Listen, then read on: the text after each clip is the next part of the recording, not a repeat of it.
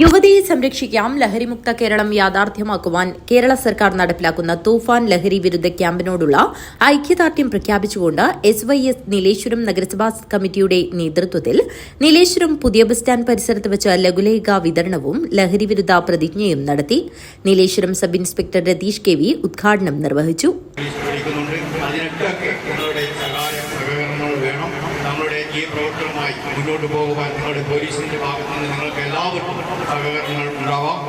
പുതിയ കേസുകൾ പിടിക്കുവാനും നമ്മളോട് കൂടെ ഈ ഓപ്പറേഷൻ തൂഫാനുമായി ബന്ധപ്പെട്ട് പ്രവർത്തിക്കുവാനും മുന്നോട്ട് വന്ന ഈ SYS അഭിനന്ദനങ്ങൾ അറിയിച്ചുകൊണ്ട് ഈ പരിപാടി ഔപചാരികമായി ഉദ്ഘാടനം നിർവഹിക്കുന്നു. പ്രസിഡന്റ് കമാൽ ഹാജി അധ്യക്ഷത വഹിച്ചു. ലഹരിവിരുദ്ധ പ്രതിജ്ഞയ്ക്ക് SYS ജില്ലാ സെക്രട്ടറി അബ്ദുൾ സമദ് ഹാജി നിടുങ്കണ്ട നേതൃത്വം നൽകി. സെക്രട്ടറി മുഹമ്മദ് അലി മൗലവി സ്വാഗതം പറഞ്ഞു. Nileshwaram police station duty officer Dileesh Kumar, Yunus Hasani, Fuad Haji Orcha, Ahmed Haji Kadinjimoola, Gafoor Haji Orcha, Zubair Haji Nileshwaram, Haider Chirappuram എന്നിവർ സംസാരിച്ചു. News bureau, Kanhangad.